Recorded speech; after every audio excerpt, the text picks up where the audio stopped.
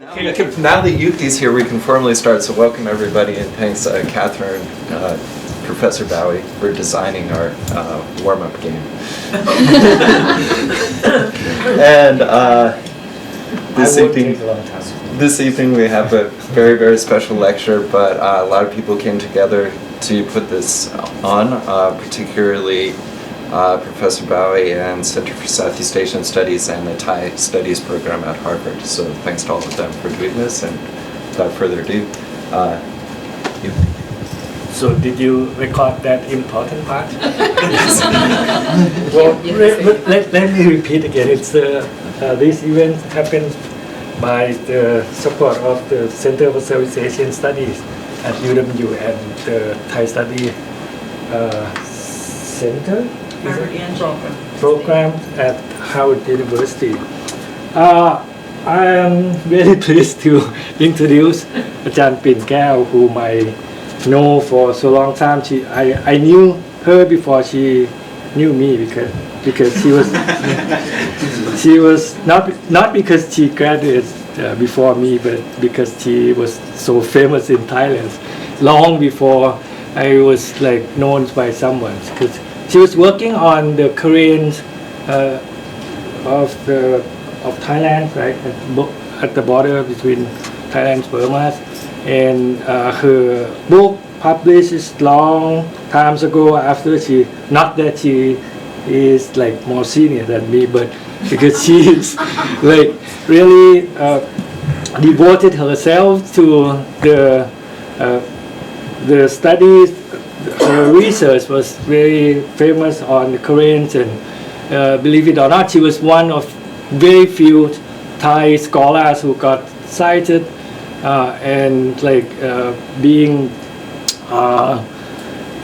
recognized by James Scott in his famous but critical and under criticized book, the what is that called? The Art of Not Being Governed. And aside from her would be Ajahn Kwanchiwan Burdang at Chiang University. Now she is an assistant professor of anthropology at Chiang University, which I heard that she will be associate very soon, right? She graduated from the University of Washington with Biff Kynes that she worked with, and then we worked together once for the project working on the study about the conflicts, the political conflicts in current situations in Thailand, which the research project just done and has been cited by people all over the world, hopefully.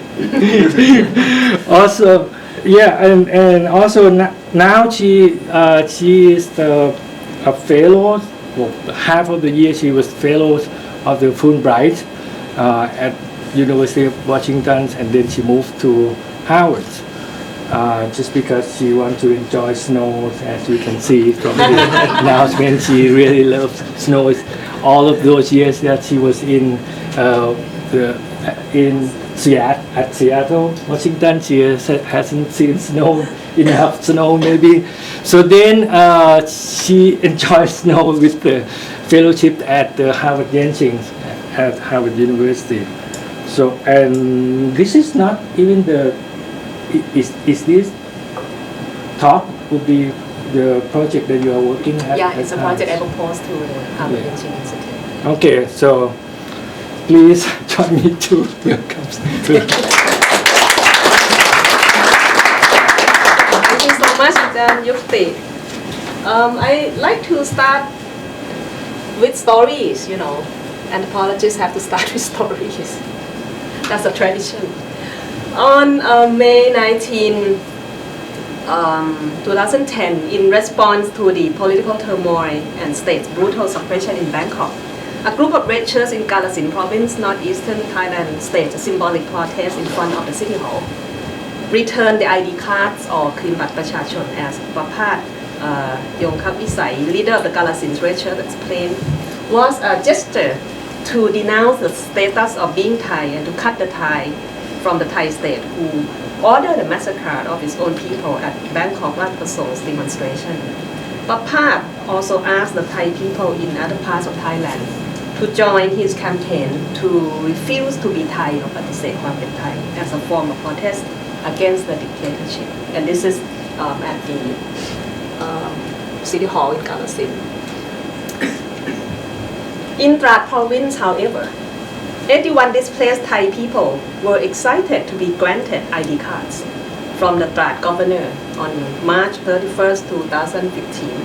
After years of struggle to be verified as Thai, these ethnic displaced Thai people who used to live in Kok Kong, Cambodia, and moved back to Trat province were reclassified as Thai.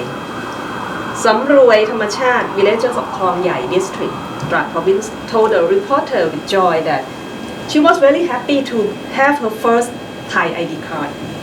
She will now become full Thai and eligible for all the rights the Thai government would grant her as a citizen. And furthermore, she can now travel around in Thailand. The two ID card incidents, though opposite in scenario, reflect an interesting state people artifact relationship in modern Thailand. On the one hand, it illustrates the constitutive effects of document, the way ID cards produce citizenship and citizens who in turn use them. On the other hand, citizenship as a political construct has never been an abstract ideology monopolized by the state. On the contrary, it has always been mediated through the everyday practice of state-graphic artifact by people. Anthropology has long studied material culture, the object, its context, the way it was manufactured, used, and circulated in order to understand the culture in which it features.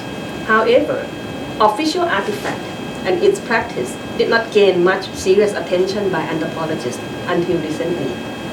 In response to the call for agency and the mobility of materiality, anthropologists started to shift their focus from metaphors, text, or symbols of artifacts to the practice of artifacts or what artifacts could do. As Chua and Salmon point out, instead of depicting artifacts as passive recipients of people's action, scholars have turned to the material practice, the hierarchical relationship between objects and subjects, and person and things in order to explore how materiality makes social actions possible. In this research, I traced the genealogy of one type of state artifacts in Thailand, the identity card. I analyzed the shifting and conflicting construction of citizenship in relation to the complex apparatus of identification card system. Central to the research question is how has the chaotic card system in Thailand been historically invented and utilized by state agencies in different periods of time, and how have such inventions contributed to the crafting of differential citizenship in Thailand. I argue that unstable card practices of the state reflects shifting ideas towards citizenship and state's anxiety towards mobility. Throughout the history of ID card system, there are at least two kinds of citizenship that have been produced, and I propose two concepts: proprietary and contingent citizenship, that serve as a means to differentiate the Thai from the non-Thai other. My work also investigates the way in which the state graphic artifacts of ID cards has been actively learned and reinterpreted into the local understanding of citizenship at the margin.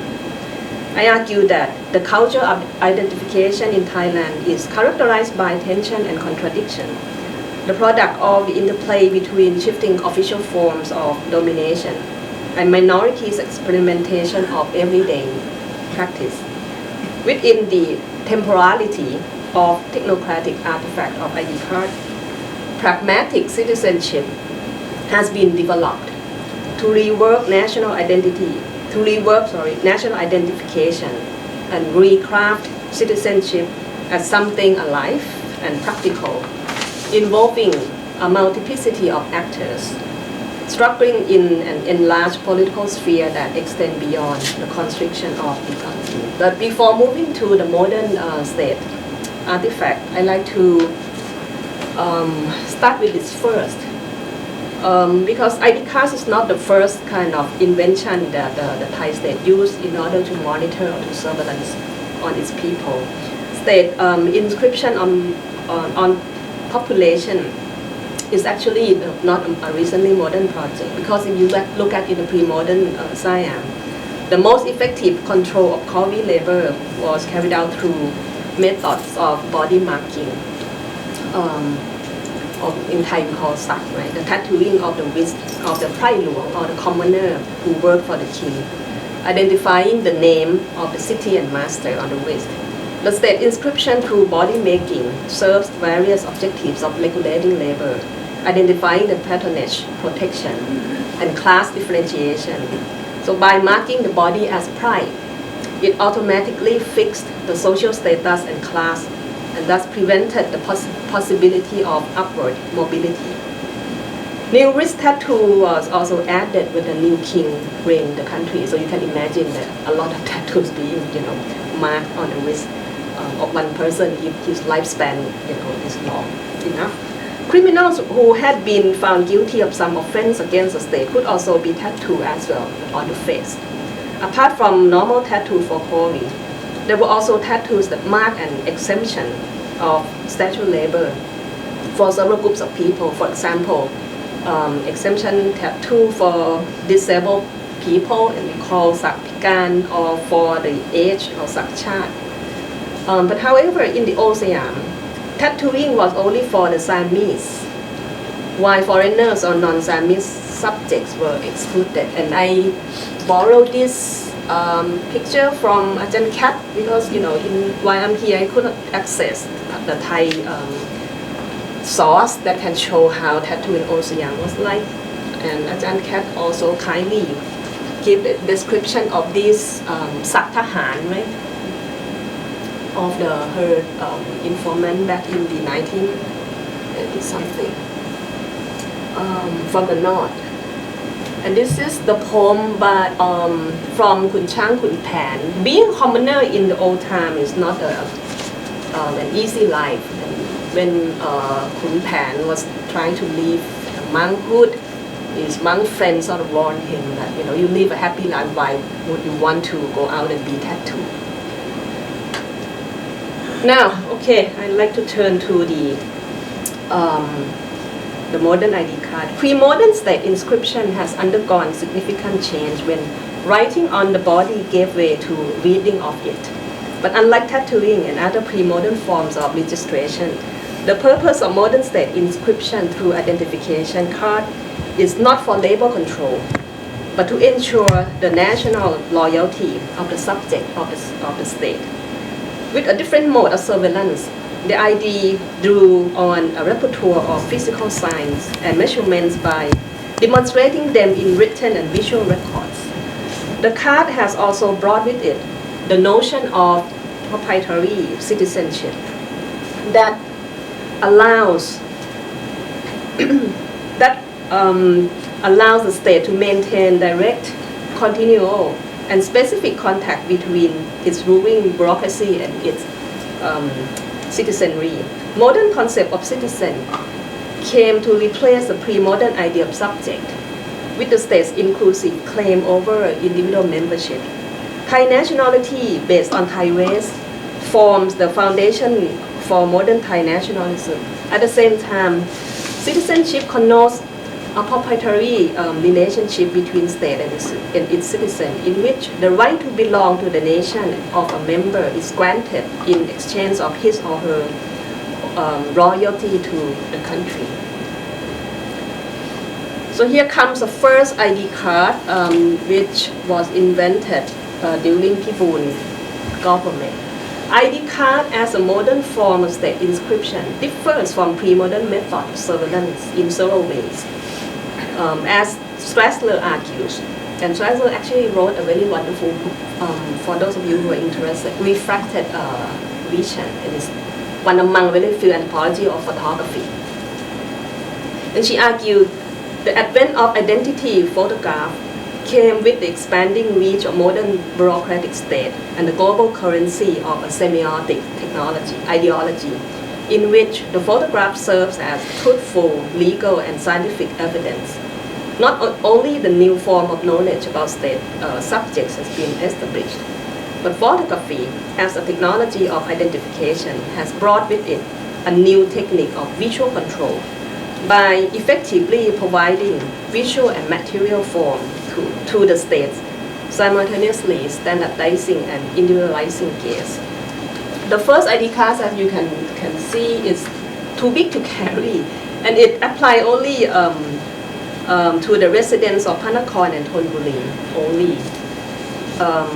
When I just presented this paper 2 days ago, and Ajahn Michael Hirschfeld asked me why just Panakorn and Thonburi. The work by Ajahn Pirongwong sort of explained that it emerged in the rise of the anti-Chinese Pibun nationalism era. And Pibun wanted to sort of single out the Chinese business people in Panakorn and Thonburi by differentiating the Chinese from the Thai, that allowed him to have a better control of the urban economy back at that time. Okay, the second Thai ID came out in Sarit era in 1962, and in this Cold War period, the expansion of communist influence into Thailand was considered by the Thai state as the most contentious issue, especially the influx of immigrants across the Thai Lao and Thai Cambodian borders. The issuance of the second batch of ID card was first carried out in northeastern border provinces such as Nong Khai in order to differentiate the Lao and the Indo-Chinese from the Thai. It was then expanded to cover other border areas, such as in the south where communism from Malaya was proliferating. With the aid of the US, especially the United States Operations Mission USOM, the national ID card was developed and applied in 20 provinces throughout the country. As an official marker of Thai citizenship, Thai ID card carries with it not only the status of national belonging, but also the signifier of a commoner. In the hierarchical structure of Thai society, cards play a significant role in maintaining an unequal status and class relation. While nationality law indicates that every Thai person must obtain an ID card at the age of 7 years old and carries it at all times, such rule has an exemption. Members of royal family, monks and priests, prisoners, disabled people, and those who are studying outside the country are not required to have the ID card. And some of you might know her already, right? So this is the first thing that she did after divorce and left the palace, which is, to obtain an ID card. Furthermore, government officials have a different type of card called Bat Karachakan. And I like to translate it as the ID card for the crown servant, not government official, which is considered more privileged than ordinary ID card. Most government officials use Bat Karachakan in place of national ID card in daily life. Ajahn Yukti probably has one. I do. Ajahn Supalak too. Some government officials I know never use a national ID card throughout their lifetimes. The act that suggests the association with an official status than a commoner. I don't have one because I entered CMU when Karachakan was not a status there anymore. In the early period of national ID card issuance, and this is an example of ID card of the Karachakan at Thammasat University. Is it right? In the early period of national ID card issuance, several groups of government officials negotiated the right to exemption from ID card. For example, on 16 February 1949, a letter was issued by the War Veterans Organization of Thailand to the Ministry of Interior requesting an exemption of ID card for veterans and family members. The letter was first declined by the Ministry of Interior. However, the WVO issued another letter for reconsideration signed by the late Thammasat himself, because he is the acting Minister of Defense and the Prime Minister. WVO claimed that war veterans and their family members already have their own cards, and thus another ID card would be unnecessary and redundant. This request, however, should not be confused as an act of denouncing a status of Thai citizen. On the contrary, it is an act that attempts to assert the right to maintain a special kind of citizenship, a non-commoner Kharachidam. So here's a letter. So the subsequent batches of Thai ID cards were developed in 1996, 2005, and 2008, respectively. And it followed the Scandinavian model of 11-digit ID card.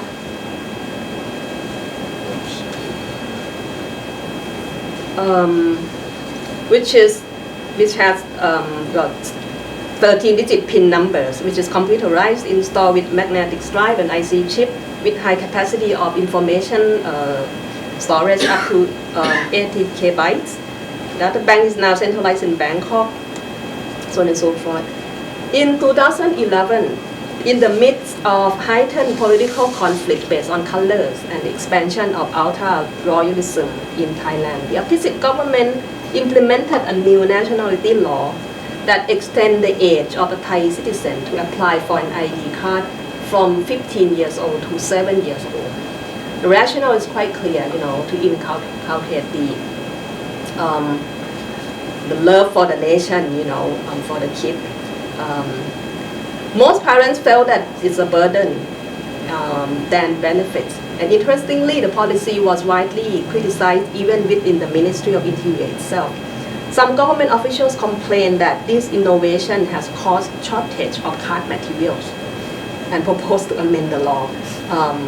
I tried to sort of, figure out whether the law is still there or not. It's still there. So, parents who have a kid of 7 years old have to apply for an ID card for the kid. Bureaucratic practice of artifacts also has an interesting biopower twist. On May 22nd, 2012, when I was at Chiang Mai Province's Mueang District Office to renew my own ID card, a district official informed me that a sleeveless shirt was not allowed to be photographed for the photo ID. Unaware of such regulation, I asked for an explanation. The same district official said the reason was for politeness, ความสุภาพ. Watching me being perplexed, she quickly pointed to the rack behind her counter where several traditional Lanna Thai shirts or mohom were hanged and said, "You don't need to go back home and change. Simply put this shirt on and you'll be all set." And I feel that's even more impolite. That big mohom. Apparently, this sleeveless shirt being impolite rule applies only to female gender, while there is no physical restriction on male. Besides the proper shirt to wear for the ID photograph, there were also several other questions often asked among Thai women in their preparation to obtain an ID card. Since these are tacit knowledge, which is not officially reported, people often turn to internet to seek consultation and suggestion. So inquiries include whether wearing a smile is allowed for an ID card photo. Most answers said a smile that doesn't show teeth is considered acceptable. Can one put on a facial makeup? Does one have to remove contact lenses before being photographed? Etc. Unwritten rules regarding ID photograph depicts an interesting politic of gender body control and the interface between bureaucratic practice and popular understanding of state artifact. This type of bureaucratic gaze and sexuality control is officially uncoded, but internalized into the everyday life of Thai citizens in their interaction with bureaucratic practice of photo artifact. Now I turn to the second type of contingent citizenship, another type of cards. Although citizenship is commonly regarded as a matter of the relations between individuals and the state to which they belong, it is also one of the markers used by the state in the attempt to regulate the movement of people across borders. Citizenship at the border is often historically volatile, reflecting the state's changing views toward border and mobility. Contingent citizenship is therefore a product of shifting state ethnic relations at and across borders, as mediated by diverse ideological and political economic forces at different periods of time. Between 1965 and 1985, Thai borders became highly politicized, with the migration influx of refugees, displaced people, and political asylum seekers. It was this period that the so-called color card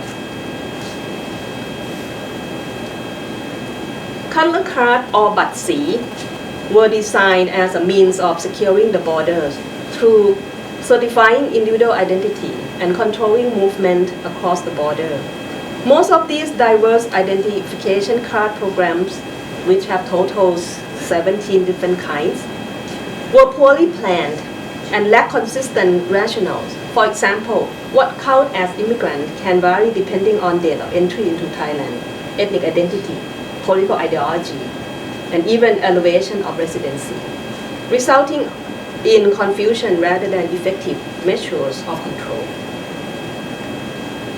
So it started, as you might notice, in the Cold War period, 1967.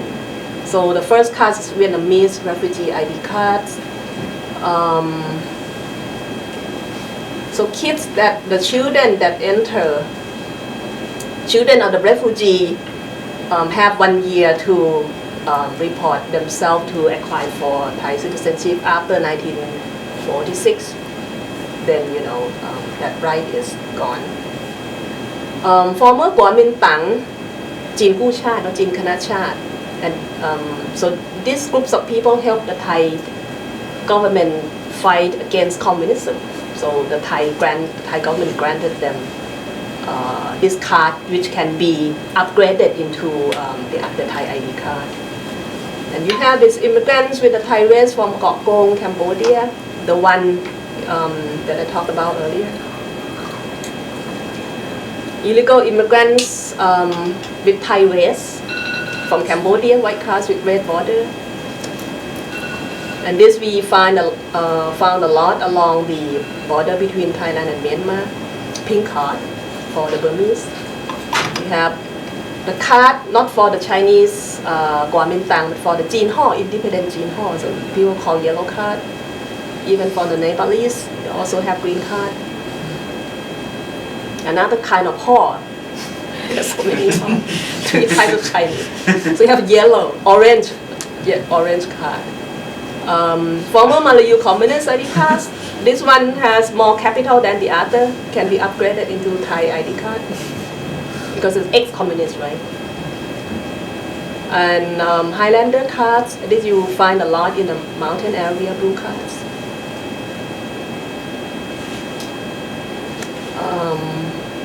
Thai race and Burmese with Burmese nationality. So the Thai who were left out after the demarcation of the border get this yellow card. Thai Lü also has orange card. You name it. Islander survey card. This one also popular.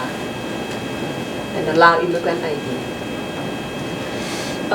So throughout the 2 decades of color cards and registration of people classified as non-Thai others, the implementation of differential exclusion has often been in a state of flux. Right? For example, some cards might be eliminated, leaving the card holders with no future, while others were upgraded to a Thai identification card. After 1989, with the waning of the Cold War era, borders acquired new meaning as a gateway to economic integration. New types of cards have been invented for alien labor or แรงงานต่างด้าว and not the term ต่างด้าว here. We don't call Westerner who are also employees in Thailand แรงงานต่างด้าว they would be แรงงานต่างชาติ ต่างด้าว is a kind of pejorative term for people the Indo-Chinese and Burmese people, as a means to both regulate the flow of cross-border immigrants and reap benefits from the new economic resources. As a result, the restrictions on temporary residency and alien labor ID cards have become more extensive every year, with increasing fees required by state agencies. Moreover, in order to control the mobility of the alien subject, the card for alien workers is required to identify the name of the employer, like you see at the back of this card here. Like the pre-modern practice of binding the body of the commoner or the pride to the master or moonlight through the inscription of the master's name on the wrist, binding the worker with its patron through card is designed to prevent the free labor from unauthorized mobility. Now come to the more recent situation after the coup. Political changes within Thailand have often affected the dynamic of its border. For the Thai government and military alike, securing the border has often been seen as part of stabilizing the country's politics. Following May 2014 coup d'etat, the military government under the National Council for Peace and Order arrested and deported a number of Cambodian and Burmese undocumented migrants in the western and northeastern border provinces of the country. General Prayut Chan-o-cha, head of the NCPO, also called on Thai employers to register their foreign workers and threatened to punish officials involved in human trafficking and illegal migration. The news that the military crackdown on migrants has resulted in a massive exodus of Cambodian workers who are the key labor force in fishing, construction, and agricultural sectors. While border crossing by undocumented migrant workers has often been identified as a top priority non-traditional security threat by the military, and note that Prayut did his MA thesis on this issue, non-traditional security threat, and he's particularly interested in the so-called undocumented migrant workers. Title measure of legislation has been issued in order to ensure social order, as he said a lot of things in his weekly Return to Happiness show. This one is the quote that show quite clearly that the movement of people along the border is considered by the army as something that would affect national security. Militarization of border represents the means to create a zone where the alien other, the undocumented labor, and their mobility can be put under visual control and surveillance. The army established 81 one-stop service centers throughout the border towns in the northwest and the east to accelerate the process of registration. According to the new policy, every worker must apply for a work permit. In order to obtain a work permit, the migrant worker must apply for a temporary resident status or TR 38/1, an ID card for non-Thai other, or the so-called pink card. The card must be authorized by the employer of the worker and is valid for 2 months, renewable to a 1-year period. The next step after obtaining a work permit is a national verification. In order to prove that a worker has a valid nationality, a certification of identity or CI must be applied from the embassy of the country to which the worker belongs. This process is often done through a recruitment agent, which again involves a certain amount of fees. After the CI is approved, the worker is required to apply for a worker's passport and a permanent work permit, the so-called green card, with a longer expiration period of 2 years, with a 2-year renewal period. At the end of the whole process, foreign workers will have with them at least 3 kinds of documents. And don't ask me if I'm still trying to follow this kind of system. I have to admire the migrant workers. They are very more smart than people teaching in the university. They know well what is the direction, the right direction to get the right card. So on and so forth. So at least they have to have 3 kinds of 3 kind of document to prove their legal status. Work permit that show the name of employer, passport for worker, and certification identity. The complex system of OSS identification for undocumented worker is believed to ensure certainty of identity verification.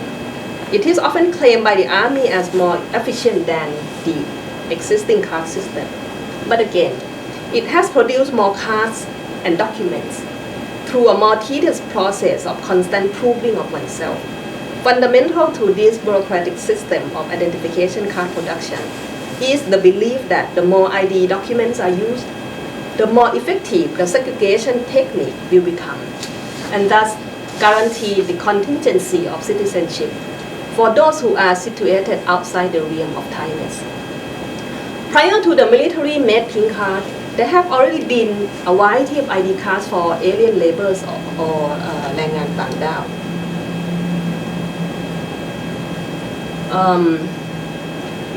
being produced and used in the border areas. This includes the ID card for agricultural labor, the ID card for the non-Thai status, often called by people, no, not this one, often called by people บัตร 10 ปี or the 10 years card because the expiration period is 10 years.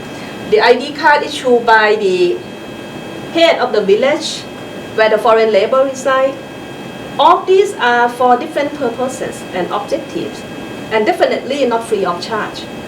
The value of a paper-made artifact is higher than the life itself, which is rendered insignificant without the presence of the ID card.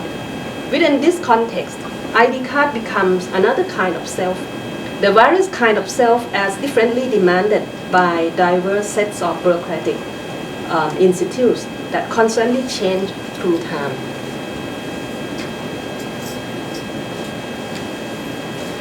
Now turn to the last kind of citizenship, pragmatic citizenship.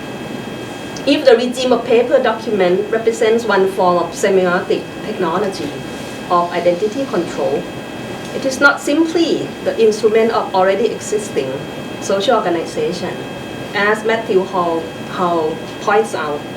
Through the use and circulation of artifacts, bureaucratic materials come into being in heterogeneous relations that mediate their activities. And I recommend this very good book by Matthew Hall, Government of Paper, and I use his work a lot in my own work. Hall is interested in how documents build associations among people and draw them into bureaucratic practices, as well as how document artifacts build an association of objects as they move and interact with people. In the case of ID cards in Thailand, the manufacturing and circulation of cards have woven various actors together in the association of the cards. Card practice of state agency does not only enact control, but can also generate the economy or profit-making of surveillance, in which official identification has been turned into commodity. As Michael Herzfeld succinctly remarks in his early work, bureaucrats are citizens too. They care less about rational efficiency than their own survival. In the case of Thailand, collaboration between different levels of bureaucratic agents and local people in ID card forgery and other form of card practices constitute the everyday practice of ID cards that render the state artifacts not only the state tool of legibility, but also assets of economic speculation.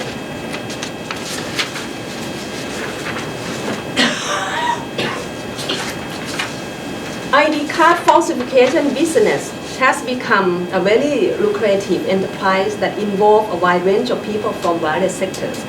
In a crackdown of ID card forgery in Samut Prakan province, apart from fake ID green card, and if you remember, work permit with nationality verification, the police also confiscated a variety of government and other artifacts, including a number of rubber stamps of a well-known hospital and a hospital doctor, as well as a lot of rubber stamps from the Labor Department. Interestingly, forgery seems to be mushrooming alongside the expansion of the one-stop service centers by the junta government. So thank the junta government for this. It is estimated that an annual profit of this underground business can be as high as $1 billion per year, or 30 US million Far from being just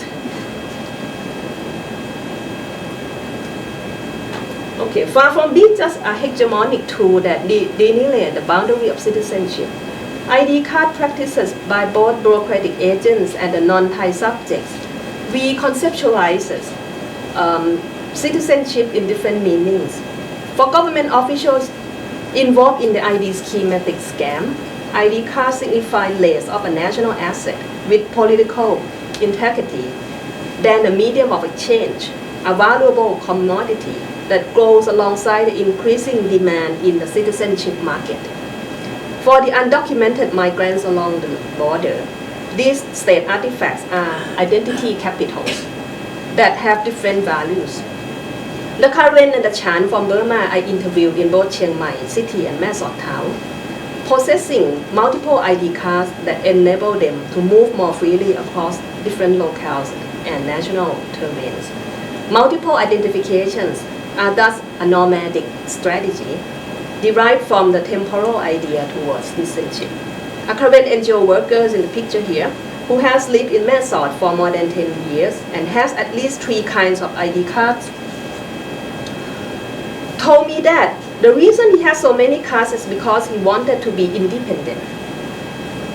Some of the cards, such as the one issued by the village head, he uses only within Thammasat, but other is for traveling outside the locality. His cards did not carry the same name, so different cards, different names. When asked whether he is afraid of being arrested and deported, he responded with a laid-back manner. I was arrested many times already. If they deport me, I will just pay some fine and come right back the next morning. He also said he has many other cards that could not show them to me. For this current, identity and identifications are 2 different entities with different purposes. Another current from a refugee camp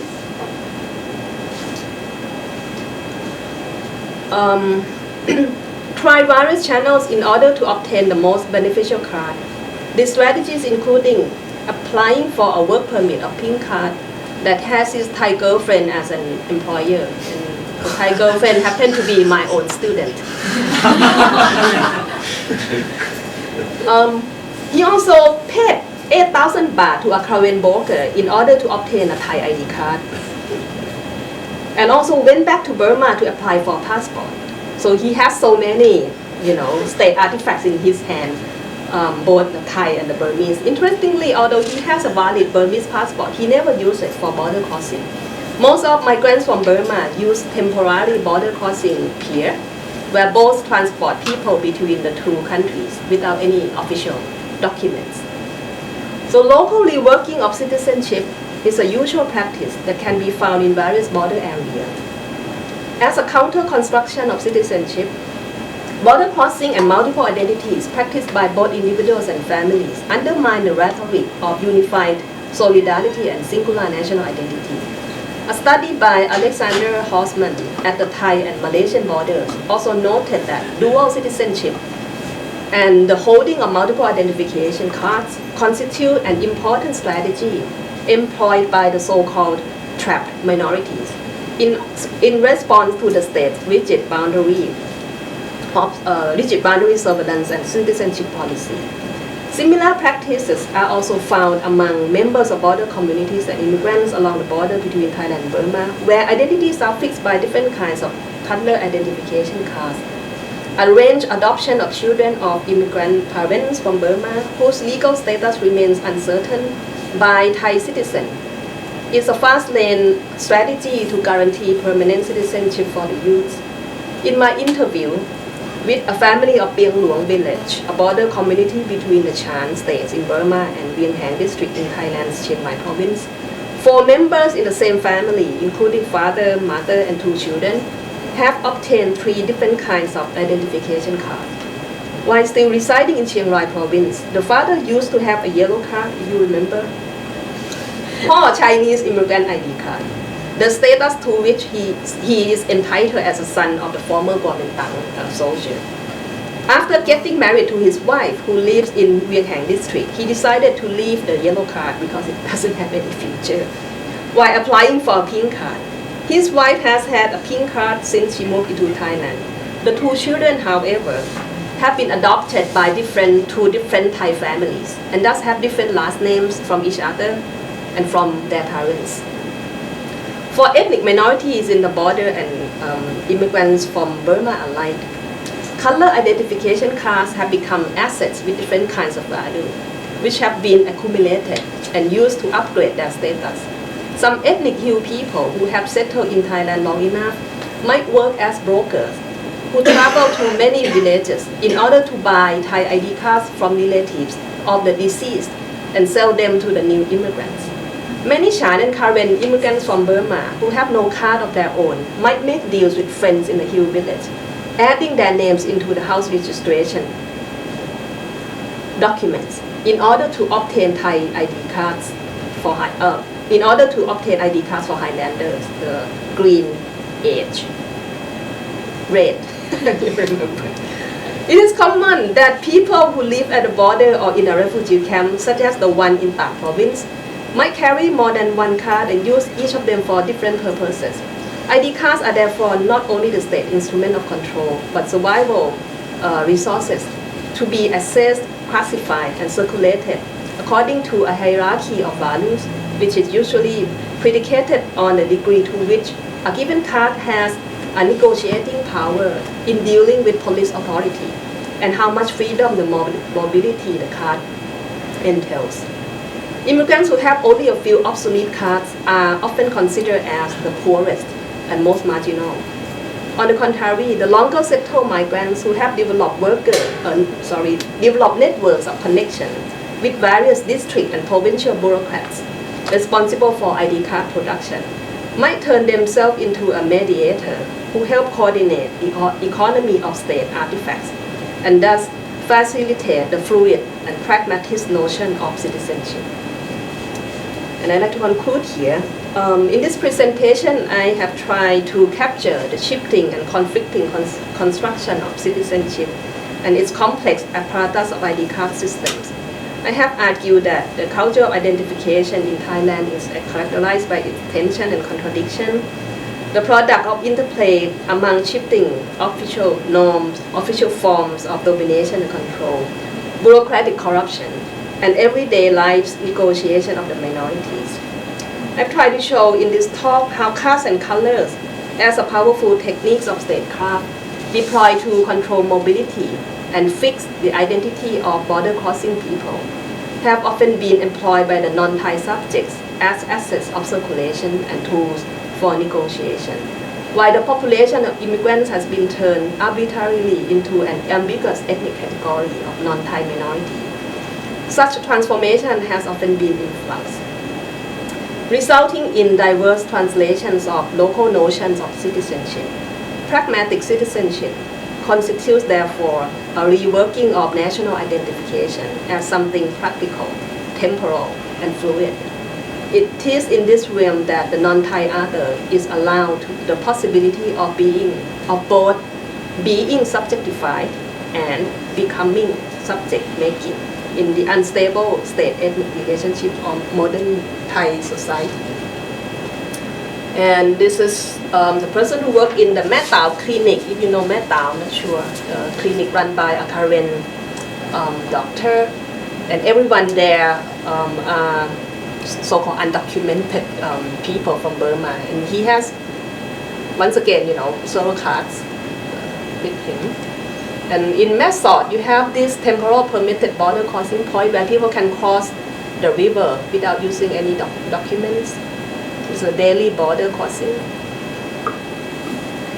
And since nationality verification is such a big process, so you have this advertisement everywhere in Asst, the service. And I'd like to end with this picture. So on the one hand, you have this military barbed wire at the border. On the other hand, you have this kind of, independent border crossing of the people every day. Okay, thank you.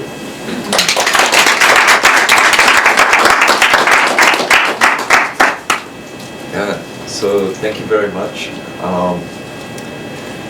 I have funny stories that this reminds me of, but maybe we can talk about those afterwards from fieldwork.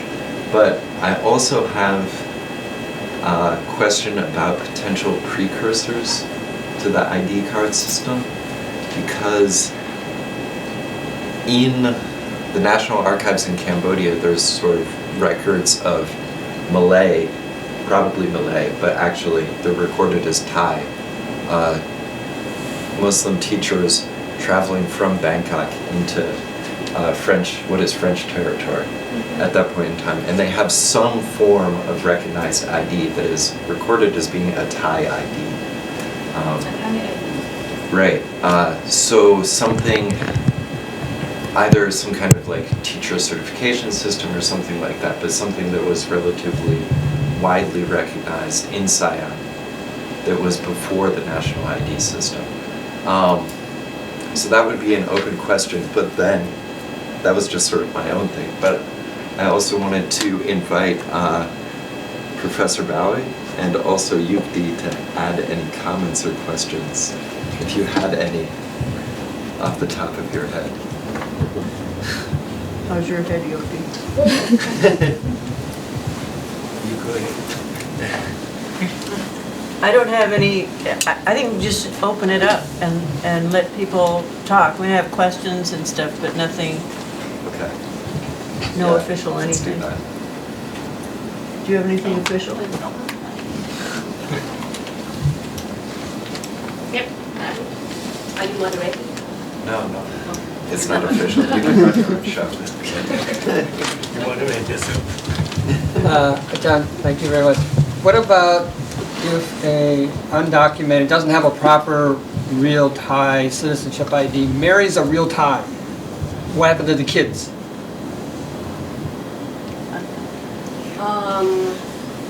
One's got a real Thai identification, citizenship, and the other spouse.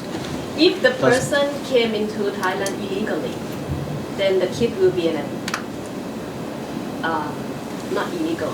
He or she cannot be classified as a Thai.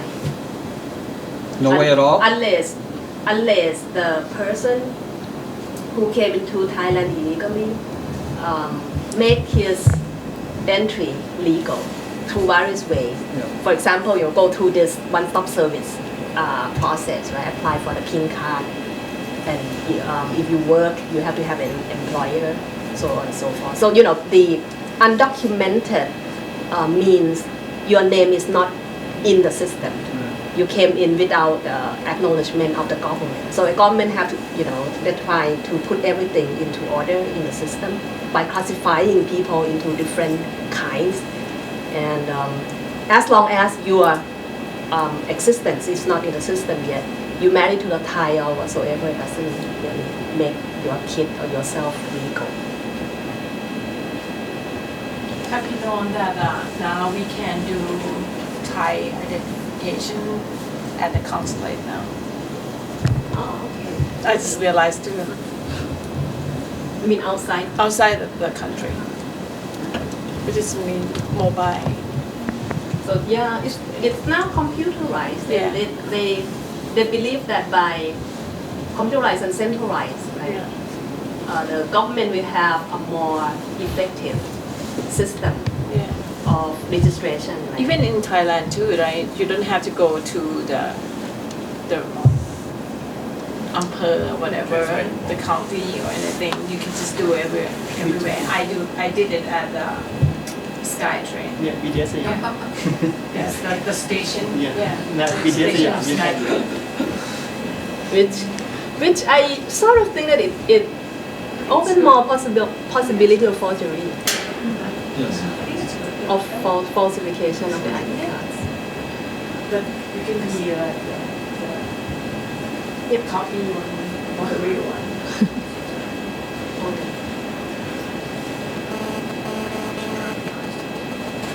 Okay, who's first?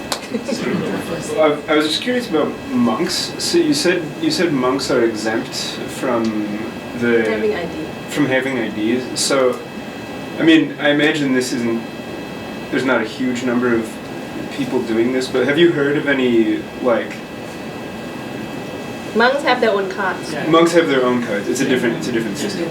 But monks are not considered citizens. They are not entitled to vote. They're not entitled to vote. Oh, that's really interesting. But I mean, is it easier to get a monk card? Do you have to have a citizen card? Like, does anyone masquerade as a monk to like become a Thai What are you citizen? talking about? You want to be a monk? No, not me. Just like I'm curious what the possibilities are like for like. Could a foreign monk become a Thai citizen by like joining the Sangh and then disrobing and becoming a citizen that way?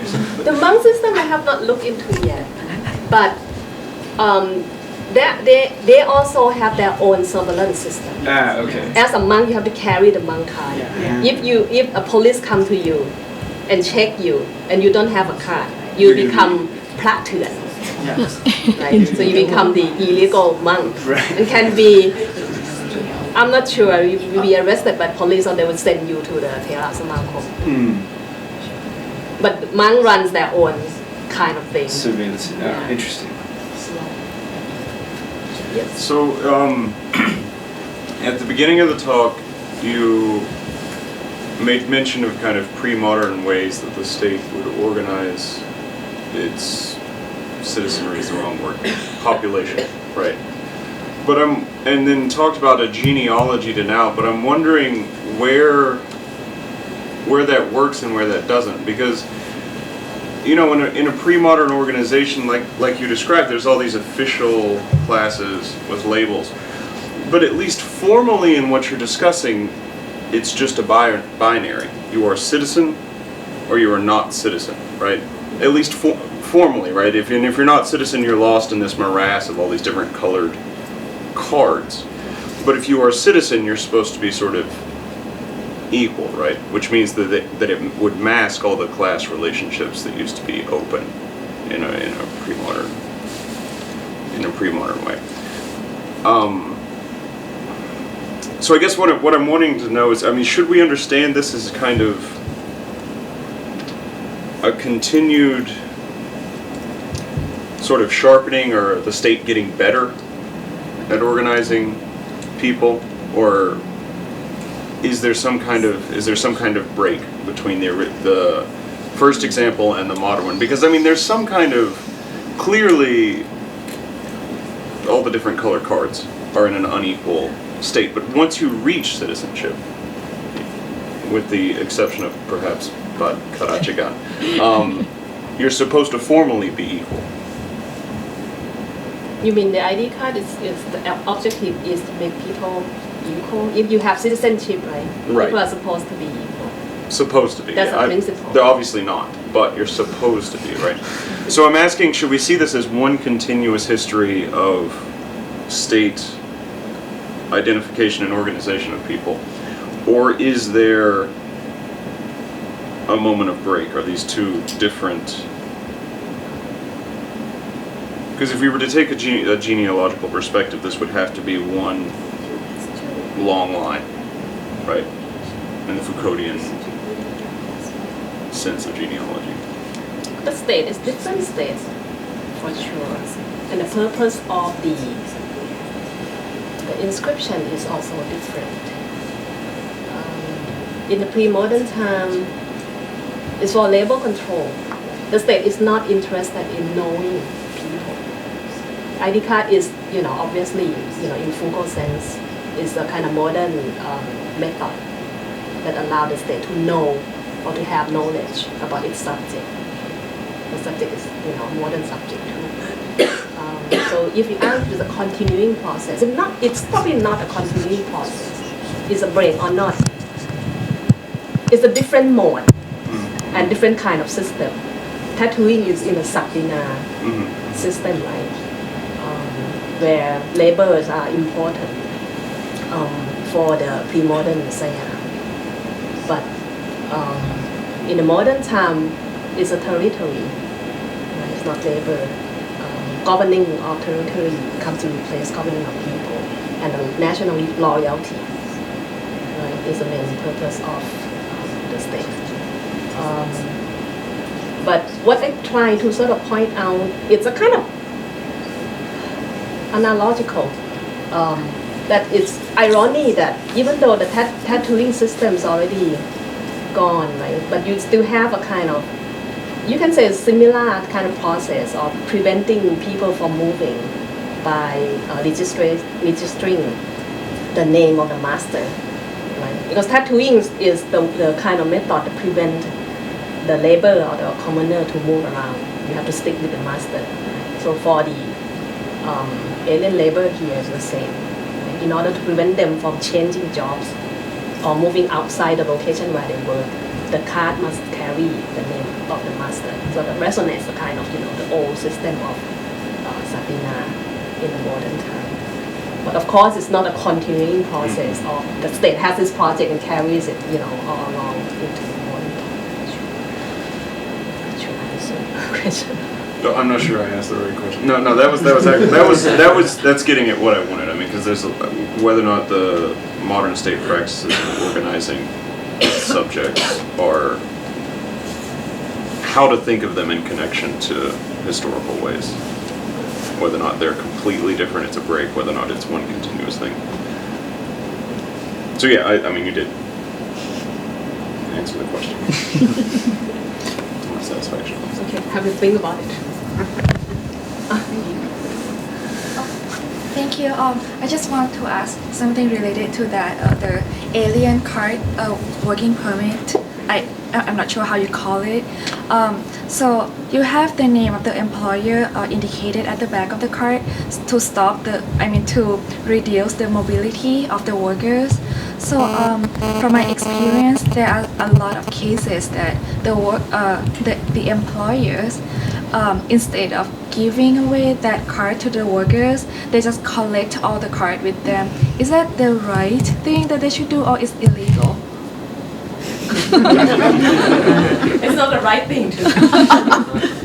I mean, in terms of the mobility, I feel like it's some kind similar, but yeah, for sure. Like in another sense, I feel like it's not right to really keep the card with the employer. Are there cases about this reported in Thailand? I think this is an interesting question because apart from the state attempt to freeze labor from moving, there's also the industrials. If you try to look at this from a larger kind of perspective. For example, in Thammasat town, the Association of Industry there trying to propose a new policy, the border pass policy that is granted to the labor and limit the time that they can move back and forth.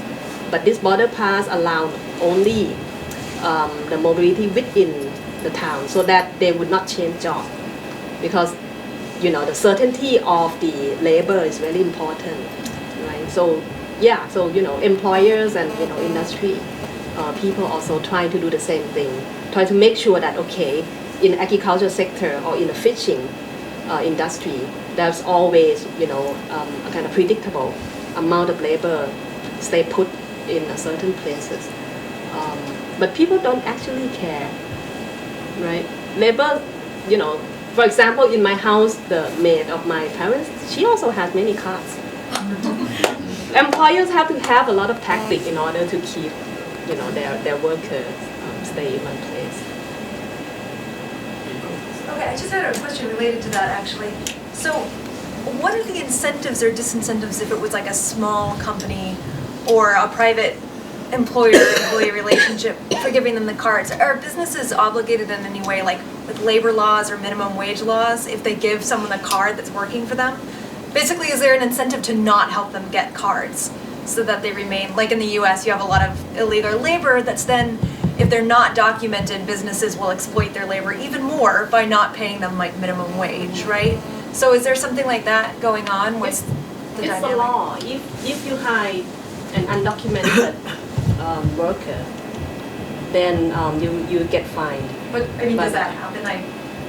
That happens, right? Yeah. Police will come to the house, like at my mom's house, in the early period when she hired the current maid, right, person, and she did that. Woman didn't have any document. Police will come and ask you for money. So and as you know, you can see from the quote from Prayut, right? Prayut also threatened not the labor but the employer. If you don't register your worker, whatever industry you are in, you'll be in trouble. Does it cost the businesses money to register the employees though?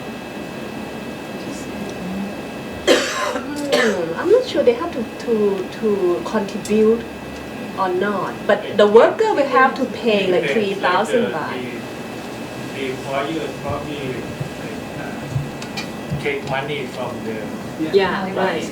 Otherwise, maybe it depends. Yeah. Some suppliers like pay for the employee. But- And then relating to that, right now they allow only those who are from the countries that has bordered with Thailand. Right? But still, there are many, for example, many Vietnamese who work in Thailand illegally. So that happens. And lots of them like work in Bangkok.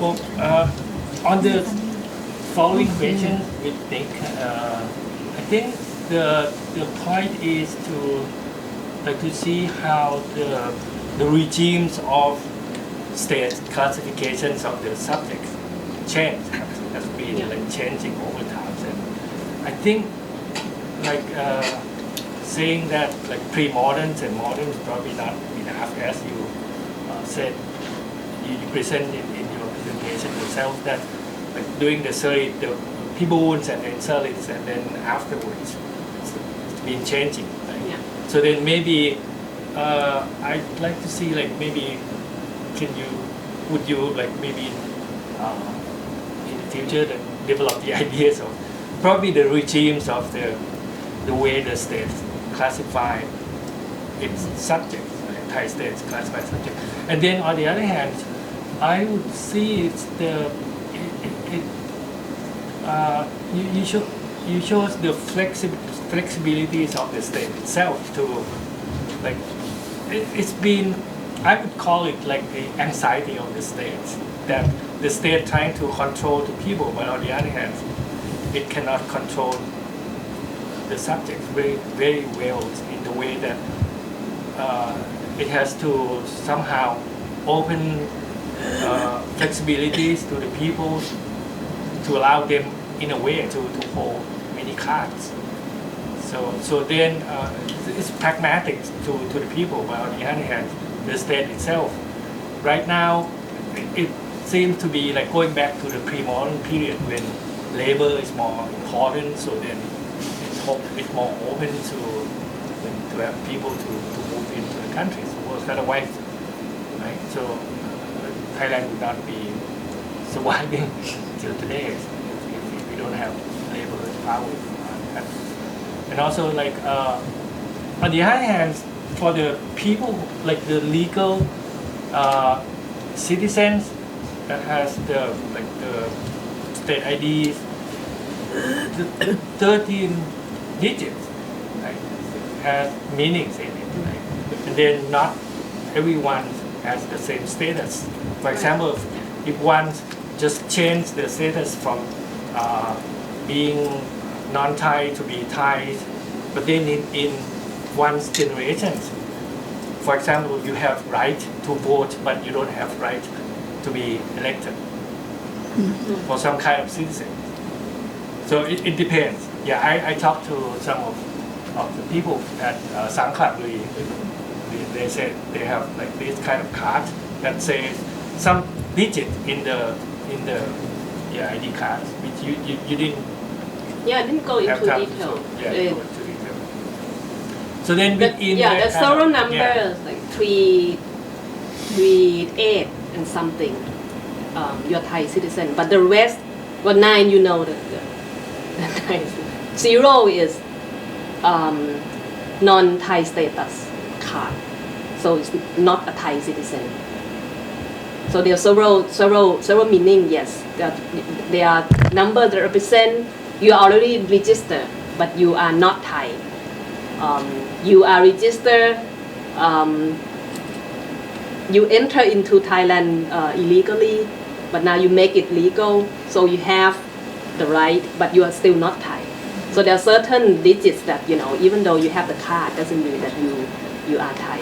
But the card thing is important because you will not be stopped by the police and be harassed. That's why people want to have it. You won't have to pay 200 or 500 baht every day in the intersection in Asst. You go to Asst, you see this kind of episode every day that people got stopped and then police just collect money. Guys, once you get closer to the border, you pass by it. So many, yeah. Regarding your question, yes, there's several regime. The color card actually, if you note, it's and actually thanks Pik Pongsuvat for pointing this out. It came from the Chon Grum Noi mentality, and if you note that the period of time, the Thai ID card and the color card came out almost the similar period. So you have the Thai ID card for the Thai, right? And you have the color card for the 17 groups of people the Thai state back at that time considered as Chon Group Noi. So you want Opayok, right? Chinese, Ho, and Chao Khao, and Zoroaster. So you go to read Khajat Thai Buddh work and those kind of work.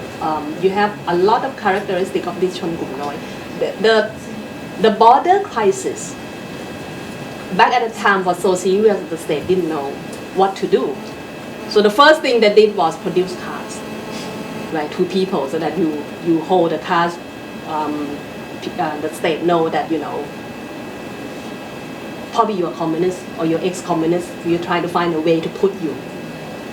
So that's a regime. But after 1989, that type of idea sort of waning. Right. So you have another regime of thought, is a labor control. How to make sure that the industry has enough labor, yet those laborers must be put under the registration system. Because once again, unauthorized mobility is something that modern nation states really hate. Right? They don't like people without card moving around in the country, give them panic. So you have to find a way, a kind of card this work, I try to understand not I think this trying to explain the system invented by the state is a good thing. But I'm sort of more interested in bureaucratic practice. Because whatever state invent and what bureaucratic people are doing, not necessarily go the same way. So you have this, most of the time, people who, the kind of condition that make the state doesn't work came from the bureaucrats themselves. Those who collaborate with people to make the ID card system fail. So. Jennifer have a question. Oh, yes. I wanted to ask about gender and citizenship because I know that it's easier to get citizenship if your mother is Thai as opposed to your father being Thai. And this also works not just if you're born there, but also through marriage. If the spouse is a foreign woman, it's easier, the pathways to become Thai, than if the spouse is male. I'm not really sure. I think it goes by what. It doesn't go by gender though.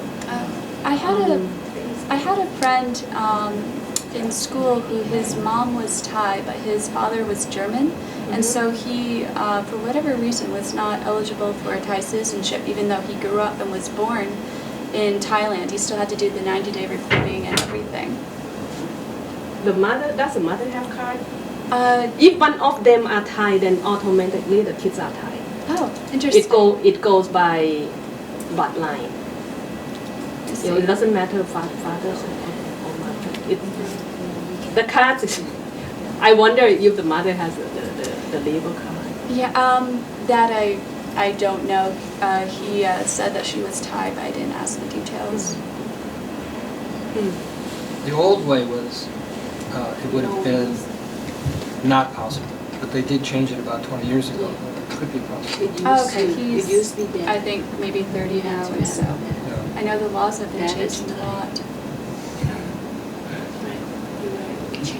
Yeah, they changed Yeah. it. About 20, When, 20. when I was young, yeah. You have to go by father. Oh, really? Yeah, when I was young. I'll check that out. Yeah. That's on camera. June had her hand up too. Okay. And we can get in front of the camera. So, the characteristic of the identification that you talk about seem separated, like the proprietary one and the contingent one. The proprietary one is more focusing on Thai ID card, while the other one, the contingency one, is more about the minority card. So, can you talk about the minority cards in terms of proprietary characteristic too, or is just totally different? Some of the cards, some of the Batsi can be upgraded to be Thai. So yes, the two kind of citizenship are not what contingent means. You know, it's conditional, right? If you meet certain standard, then you can be moved into a certain category. So yes, some of Batsi, as I showed earlier, that some of the ex-Malayu communists, you have this card. You have to prove that you are really ex-communist, right? Which I don't know. So you prove, and you apply, and through certain kind of tedious process, then you can be entitled to get or to obtain the Thai ID card. Yeah. I have a question related to this question also. How is the difference between the Chon Kum Noi in Thai? It's like person who have a different color to get the Thai ID card. That's one group. And another group is the immigrant labor from the Cambodia or from Burma. How it's possible for them to get the ID card? Or it's totally cannot. How they can get the ID card equivalent to Thai citizens? The system for them to get it, compared to these two groups. Pink card, the card that I talk about, the pink and the green for laborers. If you are immigrant laborers from other countries, then you're immigrant laborers. So you belong to other countries. You don't belong here. The Batsi is, as I said, you're the several shades of the colors, right? Some of the colors can be were classified as some of the colors were unclassified yet, right? Until you prove that you are doing certain thing, like for example you are maybe kids of the former Kuomintang soldiers, then of course you have the right to be Thai, right? So some of the cards in the color card are more fluid than the alien labels. Alien label cards, you are alien. Right? What the state is concerned about is you are alien and you are not in the registration system that can cause the national security problem in Thailand. So this kind of identity is fixed. There's no possibility of moving from being alien label into Thai unless you pay 8,000 baht to a broker and then the broker do some way to buy the Thai ID card for you. But the pink card, there's no promotion, not upgradable. 8,000 only the early period. Probably for the broker, right? All together, I'm not sure. Some people said for a Nepalese, in the news that I read, that person already paid like 100,000, but he got arrested on spot when they are, trying to deliver the cards. It was expensive. So all this migrant work is benefiting the Thai government, right? The Thai economy and stuff? Benefiting the industrial people. The industrial people in Thailand. So what about the industries in the home countries where the migrants are coming from? Are those industries like also benefiting as well indirectly, or like in some other kind of fashion alongside with having their people from the country migrate somewhere else and do work? Most of the workers, which mainly coming from Myanmar and Cambodia, right? It came because the country didn't have any jobs for them. But with the economic and political opening of the country, that some people said that there will be a movement from the labor here back to the home country, and that sort of scare away, the industrial people in the border town area, especially in Madison. But as far as I've seen from visiting this town, I don't think that this kind of moving back to the home country will be taking place soon. It may be in the next 10 years or so. But of course, well, I think you asked a very, very interesting question. I wrote one article a long time ago that how, but I don't have the figures. But the question is how the society in Burma survived, under a very brutal kind of suppression of the junta government. Remittance play a lot of role. If you look at the way in which Burmese workers living in Thailand, working in Thailand, send money back home. For example, the person working for my mom send back a lot of money to build the houses in the village, right? But her mother has to pay tax to the military. The army will set the military camp right in front of the village, right? So they come to ask for money every month. So money from here help the junta government probably in Myanmar, in Cambodia alike, to be able to carry on their very economically weak country for many decades. So yes, it benefits the home country of the workers, the role of the remittance. So, 4 questions. Sit down then. So the first is, I'm curious, you're doing work in China? In Hong Hong Kong? How this description fits with, or doesn't fit with, what's happening in Hong Kong. So that's one question. And then... That's not for No, I didn't say who they go to. I just said I have 4 questions. So. And then I'm intrigued by the creativity of all of the colors, and it has me wondering how, if you look at this cross-culturally, how are other societies organizing the citizenship issue? Where did this idea for colors come from? So I'm curious about that. And then the third issue about passports, because back in the old days, so this is in the 70s, if you were on the blacklist, suspected of being a communist, sympathizer of communist, you could not get a passport to leave Thailand. So, which I thought was strange, because in the United States, if you don't love it, leave it. The idea is, if you don't like living in the United States, go to Canada or go somewhere else. So I was intrigued by this idea that you would confine people that disagree with your the politics of the government.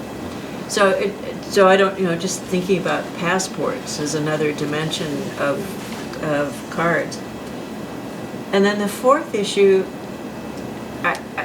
I really like the sort of the subtlety of how the priorities of the government over the century have shifted. And so in the Sarit period, as they're concerned with the rise of communists and they're trying to control who's infiltrating the borders, etc. So I'm wondering if you have to speculate now that the military junta would be very concerned about what the red shirts are doing, how do you think this might show up in these various ID cards? So I can't answer that either, but in case you have an idea, I'd be curious. Why don't we go back to Hong Kong first? Sure. Put me on the spot first. Yes. So many thoughts. So first, the Hong Kong has this weird sovereign position where it's semi-independent, but not necessarily still tied to the Chinese Chinese state. So regarding your passport question, Hong Kong can actually issue its own passport. So there's a difference between you can have the Hong Kong permanent residency card, which is the only ID card that the government will give out. And then you have to be a Chinese citizen, then you can also apply for a Hong Kong passport. And so the Hong Kong passport is contingent upon citizenship with the Chinese state. So in Hong Kong, the way that they regulate foreign bodies or aliens, and they're a continuum of aliens, like some are more other than others. It's not necessarily through the artifacts, but through law. So there's a degree of immigration and labor law. For example, if you're white, you are still, foreign labor, but you're the white collar type. So within the law, you're eligible after living in Hong Kong for a while to apply for your ID card, Hong Kong permanent residency. But if you're brown, from Southeast Asia, like mostly domestic workers, it's written within the labor law that you would never be eligible to do that. And so a lot of the times, like this is actually being brought to court by a lot of domestic workers, but then the government say, hey, you know what you're getting yourself into. So if you're alien, you're perpetually the alien.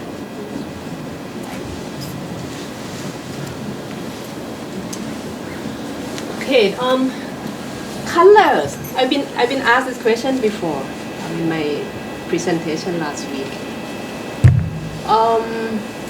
Have no idea. But I think light photograph, it sort of gives a very kind of visual sort of dimension to the surveillance. So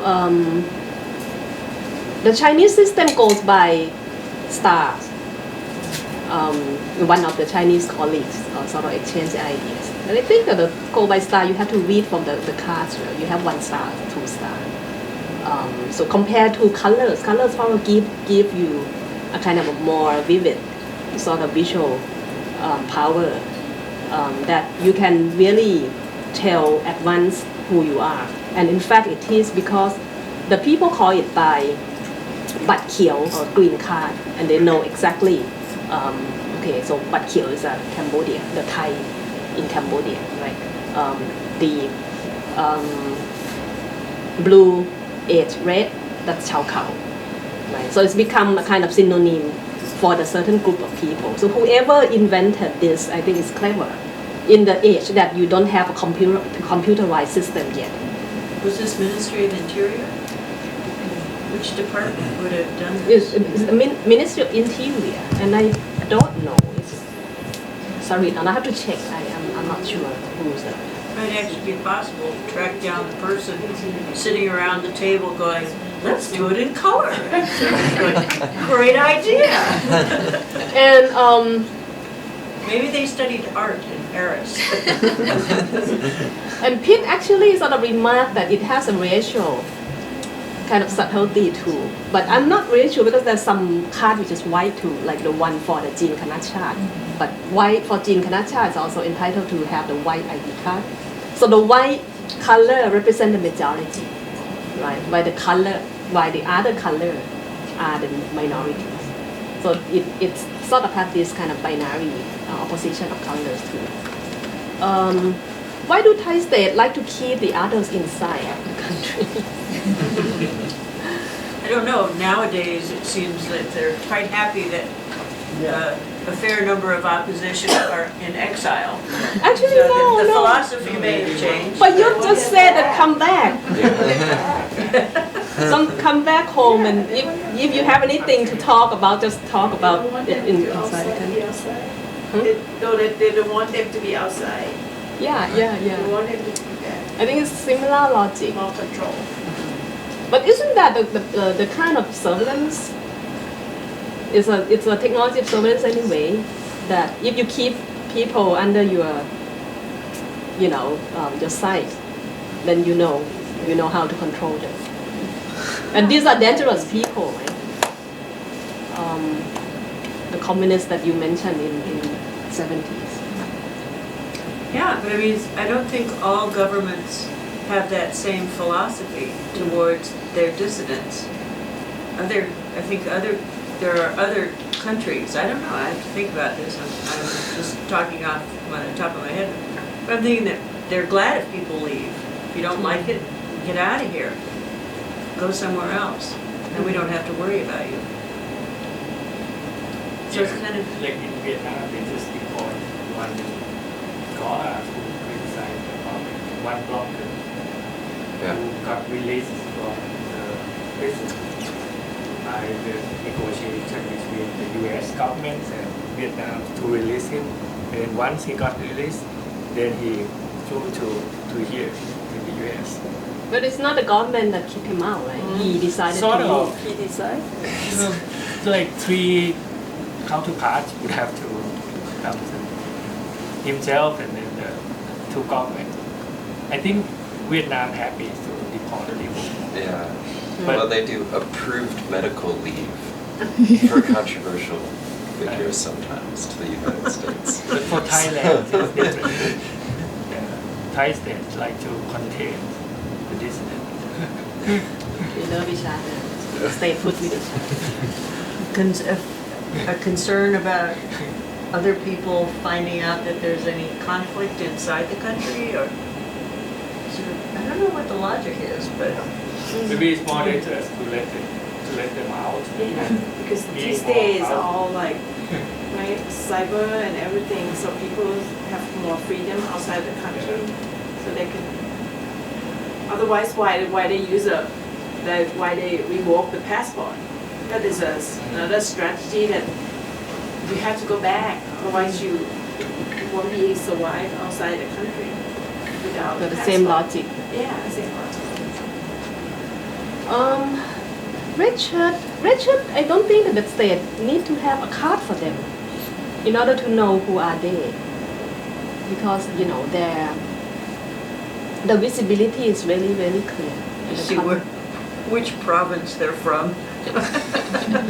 But interestingly, they also have their own cards. I think the card thing is not just the state. Thailand is full of cards. They have Nopachal card for themselves. And if you follow the news, right, during the very kind of high political conflict, if the opposite group got you and found that you have cards of the opposite side, you can be killed. You don't need, it doesn't matter who you are, but if you have the card, it means that you are the enemy. So cards come to represent the self of the holder. So Nopachal also has its own card. It's not just the state artifact. All right. Well, how about we give a final thank you to Dr. Pinkaew. Thank you.